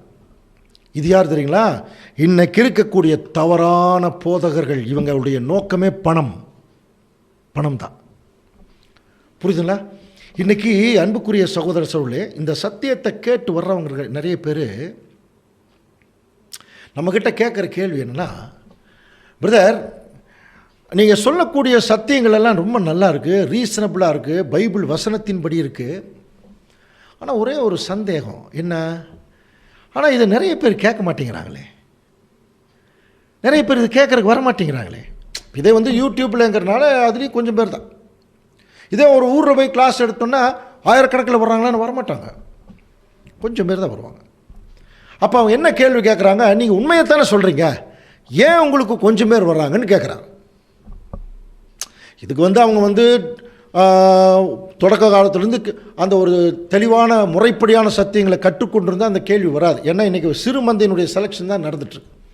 அது நமக்கு தெரியும். 1,44,000 பேருடைய செலெக்ஷன் தான் இந்த பூமியில் நடக்குது. கொஞ்சம் பேர் செலெக்ஷன் இருக்கிறாங்க. முடிஞ்சதுன்னா இந்த உலகம் முடிஞ்சுது. அது வரைக்கும் இந்த பூமி ஃபுல்லாக மாயைன்னு ரோமர் 8ஆம் அதிகாரத்தில் கிளியராக பவுல் எழுதிட்டார். எல்லாம் மாயை. எது மட்டும்தான் உண்மைன்னா 1,44,000 பேர்த்துடைய செலெக்ஷன் மட்டும்தான் இங்கே உண்மை, மற்றது எல்லாமே மாயை. ஸோ அன்புக்குரிய சகோதர சொல்லி, அப்போ இந்த கேள்விக்கு ஒரு விடையை சொல்லணும் இல்லையா? இந்த கேள்விக்குடைய விடையை பேதுரு சொல்கிறார் பாருங்க. அவரு காலத்தில் என்ன நடந்திருக்கு? 2 பேதுரு 2ஆம் அதிகாரம் 1ஆம் வசனம். கள்ள தீர்க்கதரிசிகளும் ஜனங்களுக்குள்ளே இருந்தார்கள், அப்படியே உங்களுக்குள்ளும் கள்ள போதகர்கள் இருப்பார்கள். உங்களுக்குள்ளேயும் கள்ள போதகர்கள் இருப்பாங்க. அவர்கள் கேட்டுக்கேதுவான வேத பொருட்டுகளை தந்திரமாய் நுழைய பண்ணி தாங்களை கிரைத்திற்கு கொண்ட ஆண்டவரை மறுதலித்து என்ன பண்ணுவாங்களா? கள்ள போதகர்கள் நிறைய பேர் நம்மளை சுற்றி இருக்கிறாங்களா. இவங்க கேட்டுக்கு ஏதுவான வேத புரட்டுக்களை தந்திரமாக நுழைய பண்ணுவாங்களா. அதாவது நமக்கு தெரியாமையே உள்ள தவறான போதத்தை நுழைச்சு தங்களை கிரயத்துக்கு கொண்ட ஆண்டவரை மறுதலிப்பாங்களாம். அப்போது நம்மளை வந்து ஆண்டவர் இயேசு கிறிஸ்து கிரயம் பண்ணியிருக்கார், ஒரு விலை கொடுத்துருக்கார். என்ன விலை கொடுத்து சொல்லுங்க? அவருடைய ரத்தத்தை கொடுத்து நம்மளை வாங்கியிருக்காராம், கிரயம் பண்ணியிருக்கார். அவரை மறுதலிச்சு தங்களுக்கு தீவிரமான, அப்போது ரத்தத்தை கொடுத்து அதுக்கு ஏதாவது நம்மக்கிட்ட காசு பணம் காணிக்க ஏதாவது வசூல் பண்ணாரா? தசம பாகம் இதை வசூல் பண்ணாரா? ஒன்றும் இல்லைங்க. இலவசமாய் பெற்றீர்கள், இலவசமாக கொடுங்க, அப்படி தான் சொல்லியிருக்கார். அப்போது இன்றைக்கி இருக்கக்கூடிய பெரிய பெரிய போதகர்கள் எல்லாம் என்ன பண்ணுறாங்க? பணம் பண்ண ஆரம்பிக்கிறாங்க. இலவசமாய் சத்தியத்தை சொல்லணும், அதுக்கு பதிலாக என்ன செய்கிறாங்கன்னா போகிற இடத்துல எல்லாம் வசூல் பண்ணிடுறாங்க. தங்களை கிரயத்திற்கு கொண்ட ஆண்டவரை மறுதலிக்கிறாங்களாம். சில பேர் பணம் கொடுத்தா தான் மேடையே ஏறுறாங்கன்னு சொல்கிறாங்க. நமக்கு தெரியல. பணம் கொடுத்தா தான் மேடையே ஏடுவாங்க. இத்தனை ரூபா கொடுத்தீங்கன்னா தான் நான் மேடை ஏறுவேன். யாரை பற்றி சொல்கிறதுக்கு? இயேசு கிறிஸ்துவை பற்றி. அவங்க உண்மையான இயேசு கிறிஸ்துவை பற்றி சொல்ல மாட்டாங்க. பவுலும் பேதுருவும் பிரசங்கியாத வேறொரு இயேசுவை பிரசங்கம் பண்ணுறாங்க. அதனால தான் காசு கொடுன்னு கேட்குறாங்க. தேவனுடைய ராஜ்யம் பணத்திலே வருது. தேவனுடைய வசனம் நல்லா புரிஞ்சுக்கலாம், கவனிக்கிறீங்களா? ஆனால் இப்படிப்பட்ட போதகர் பின்னாடி தாங்க லட்சக்கணக்கில் போகிறாங்க. அடுத்த வசனம் பாருங்க, கிளியராக இருக்கு. அவருடைய கெட்ட நடக்கைகளை அநேகர் பின்பற்றுவார்கள். அப்படின்னா புரியுதா? மெஜாரிட்டி இவங்க பின்னாடி தான் போவாங்க. உண்மையான சத்தியத்தை பின்னாடி மெஜாரிட்டி போக மாட்டாங்க, மைனாரிட்டி கொஞ்சம் தான் வருவாங்க. ஆனால் ஒன்று, அவர்கள் நிமித்தம் சத்திய மார்க்கம் என்ன பண்ணப்படுதா? தூஷிக்கப்படுகிறது. இன்னைக்கு நிறைய இடங்களில் கவனிச்சு பாருங்கள், சினிமாவிலையெல்லாம் சொல்ல ஆரம்பிச்சிட்டாங்களாம், ரொம்ப கேவலமாக பேச ஆரம்பிச்சிருக்கிறாங்க.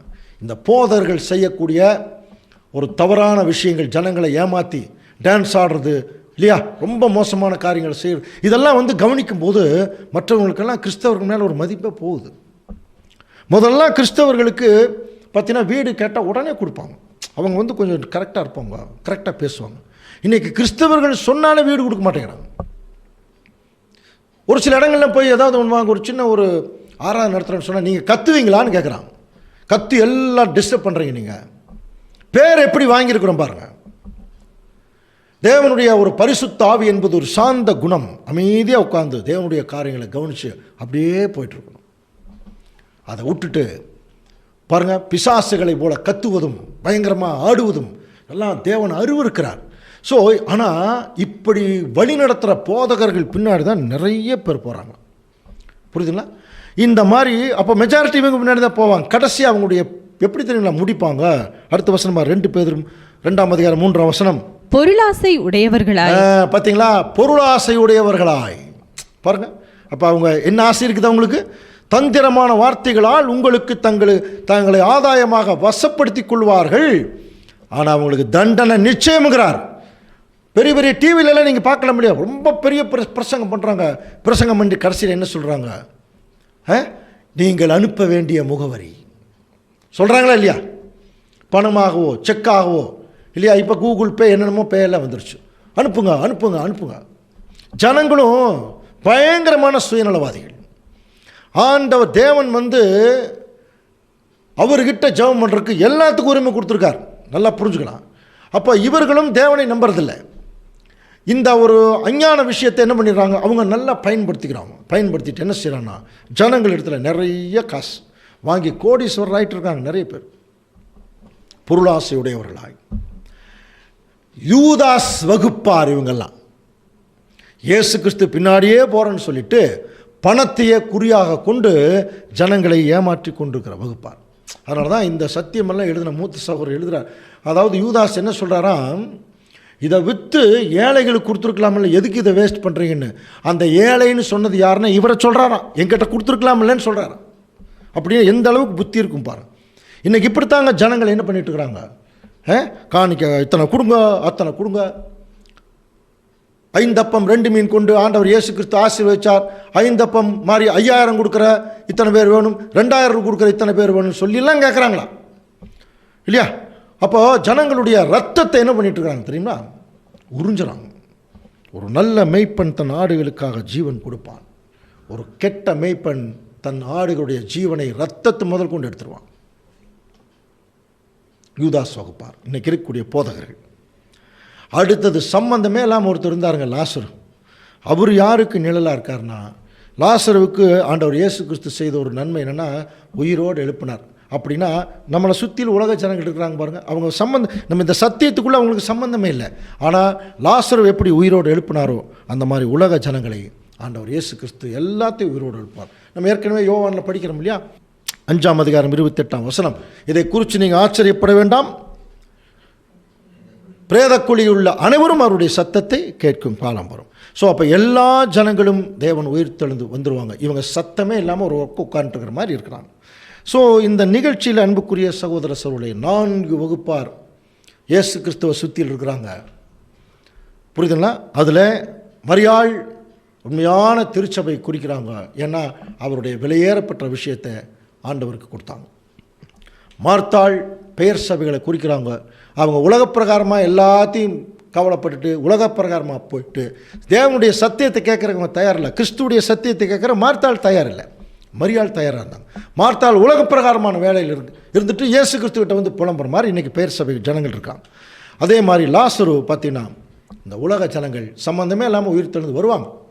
அடுத்தது யூதாஸ், இன்னைக்கு இருக்கக்கூடிய தவறான போதர்கள். இந்த 4 பேர்த்தில் தன்னை விட்டு எடுபடாத நல்ல பங்கை தெரிந்து கொண்டால் என்கிற ஒரு நல்ல சர்டிஃபிகேட் யாருக்கு கிடைச்சது? மரியாளுக்கு கிடைச்சது. இதில் நம்ம எந்த குரூப்? மார்த்தாள் குரூப்பா, மரியாள் குரூப்பா, லாசர் குரூப்பா, யூதாஸ் குரூப்பா? மரியாள் குரூப் இல்லையா? ஏன்னா அந்த அம்மாவுடைய தியாகம் இன்னைக்கு நினைவு கூறப்படுது. இன்னைக்கு தேவனுக்கும் கிறிஸ்துவுக்காக நம்ம செய்யக்கூடிய தியாகம் நாளைக்கு நினைவு கூறப்படும். ஒரு வசனம் வாசித்து முடிக்கலாம். பரிமள தைலம். கவனிங்க, உன்னத பாட்டு 4ஆம் அதிகாரம் 10ஆம் வசனம். உன் நேசம் எவ்வளவு இன்பமாய் இருக்கிறது என் சகோதரியே, என் மணவாளியே. ஆண்டவர் இயேசு கிறிஸ்து சொல்றார், உன் நேசம் எவ்வளவு இன்பமாய் இருக்கிறது. இது எப்படி பார்க்கணும்னா, அந்த மரியாள் சபைக்கு ஒப்பிட்டும் இயேசு கிறிஸ்து மணவாளனுக்கு ஒப்பிட்டும் சொல்லும்போது அந்த அம்மா எவ்வளவு அன்பு இருந்தால் தன்னுடைய அந்த விலையேறப்பட்ட தைலத்தை கொண்டு வந்து போடுவான். உன் நேசம் எவ்வளவு இன்பமாக இருக்கிறது என் சகோதரியே, என் மணவாளியே, திராட்சரசத்தை பார்க்கிலும் நேசம் மதுரமாக இருக்கிறது, சகல கந்த வர்க்கங்களை பார்க்கிலும் உன் பரிமள தைலங்கள் எவ்வளவு வாசனையாக இருக்கு. இயேசு கிறிஸ்து அந்த மரியாள் கிட்ட சொன்ன மாதிரி இப்போ நம்ம எப்படி நினச்சிக்கணும்னா, ஒருவேளை மரியாள் செய்த மாதிரி ஒரு தியாகத்தை நம்ம தேவனுக்காகவும் கிறிஸ்துவுக்காகவும் பண்ணும்போது ஆண்டவர் நம்மளை பார்த்து சொல்கிற வார்த்தையை தான், உன் நேசம் அப்படின்னா எவ்வளவு அன்பு இருந்தால் எனக்காக என்னுடைய பிள்ளைகளுக்காக இவ்வளவு நீ தியாகம் பண்ணுவேன். ரொம்ப சந்தோஷமாக இருக்குது. என் சகோதரியே, என் மணவாளியே, திராட்சரசத்தை பார்க்கிலும் மற்றதெல்லாம் கந்த வர்க்கங்களை பார்க்கிலும் உன்னுடைய அந்த பரிமள தைலங்கள் வாசனையாக இருக்கு. அப்போ இன்னைக்கு வாசனை வீசக்கூடிய பிள்ளைகளாக இருந்தோம்னா இந்த வாசனை எது வரைக்கும் போகும்னா, கண்ணுக்கு தெரிகிற ராஜ்யம் வரும்போது இந்த தியாக வாசனை ஒட்டுமொத்த உலக ஜனங்களையும் என்ன பண்ணும்? சந்தோஷிப்பிக்கும். ஒரு வாசனை வீசக்கூடிய நிலைமையில் இருக்கும். ஆகவே அன்புக்குரிய சகோதர சகோதரர்களே, மரியாளைப் போல நம்மகிட்ட இருக்கக்கூடிய வெளியேறப்பட்ட சத்தியம், அழைப்பு, இவைகளை தேவனுக்கென்று நம்ம என்ன செய்யணும்? சுகந்த வாசனையான பலியாக செலுத்தும் போது நம்முடைய பலியும் அவருடைய ராஜ்யத்தில் நினைவு கூறப்படும். தேவன் தாமே இந்த வசனங்களை நமக்கு ஆசீர்வாதமாக்கி தருவாராக.